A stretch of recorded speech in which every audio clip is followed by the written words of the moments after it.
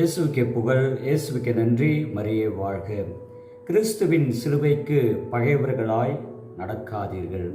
அன்புமிகு இறை மக்களே, தவக்காலத்தின் 2ஆம் ஞாயிற்றுக்கிழமை என்று ஆண்டவருடைய வார்த்தையானது கிறிஸ்துவின் சிலுவையோடு இணைந்து பயணிக்க நமக்கு அழைப்பு கொடுக்கின்றது.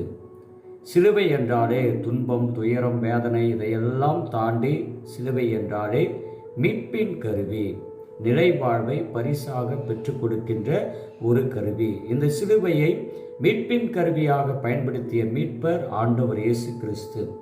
எனவே இந்த கிறிஸ்துவோடு இணைந்து பயணிக்கின்ற இந்த தவக்காலத்திலே இன்றைய முதல் வாசகம் தொடக்க நூல் 15:5 முதல் 21 ஆண்டவர் ஆபிரகாமை அழைக்கின்றார்.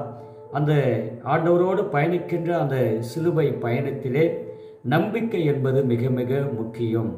அந்த நம்பிக்கை, எந்த ஒரு துன்பம், துயரம், வேதனைகள் வந்தாலும், நோய் நொடிகள் வந்தாலும் ஆண்டவரை விட்டு விட்டு விலகாமல் செல்கின்ற அந்த நம்பிக்கை பயணம் நம்முடைய வாழ்க்கையில் தேவை என்று அந்த ஆபிரகாமை அழைத்து அவருக்கு வானத்தில் இருக்கின்ற விண்மீனை போன்று உன்னுடைய சந்ததியை உருவாக்குவேன், உன் நாட்டை உரிமை சொத்தாக கொடுப்பேன் என்று சொல்கின்றதற்கு நம்பிக்கையாக அந்த பலி பொருட்கள் நடுவிலே தீப்பந்தமாக ஆண்டவர் நடந்து சென்று உடன்படிக்கையை ஏற்படுத்துகின்றார்.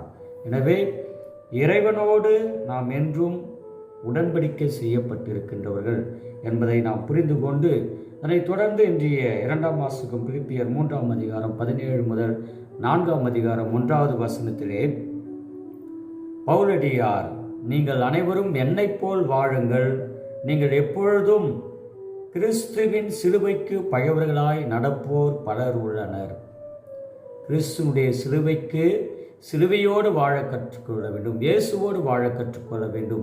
கிறிஸ்துவின் சிலுவைக்கு எதிராக வாழ்பவர்கள் எப்படியெல்லாம் இருப்பார்கள், அவர்களை பற்றி மீண்டும் மீண்டும் உங்களிடம் கூறியுள்ளேன், இப்பொழுதும் கண்ணீரோடு சொல்கிறேன். இயேசுவுக்கு எதிராக செல்பவர்கள் பார்த்து பவுலடியார் கண்ணீரோடு சொல்கின்றார். இயேசுனுடைய சிலுவைக்கு எதிராக, அவருடைய மீட்புக்கு எதிராக செல்கின்றவர்கள், அவருடைய நம்பிக்கை எதிராக செல்கின்றவர்களை பார்த்து பவுலடியார் இந்த வார்த்தைகளை சொல்கிறார். அவ்வாறு இயேசுவுக்கு எதிராக செல்பவர்கள் எப்படி இருப்பார்கள்? அழிவே அவர்களுடைய முடிவு, வயிறே அவர்களுடைய தெய்வம், மானக்கேடே அவர்களுடைய பெருமை, அவர்கள் எண்ணுவதெல்லாம் மண்ணுலகை சார்ந்தவை பற்றி. இதைத்தான் இன்றைய நற்செய்தி லூக்கா 9:28 முதல் 36 ஆண்டவர் இயேசு கிறிஸ்துவின் உருமாற்றத்தை பற்றி நாம் பார்க்கும் பொழுது, சிந்திக்கும் பொழுது, வானத்திலிருந்து மேகத்திலிருந்து இவரே என் அன்பார்ந்த மைந்தர், இவர் பொருட்டு நான் மகிழ்ச்சி அடைகின்றேன், இவர் நான் தேர்ந்து கொண்டவர், இவர் என்னுடைய குரலுக்கு செவிசாய்ப்பவர் என்று சொல்கிறார்.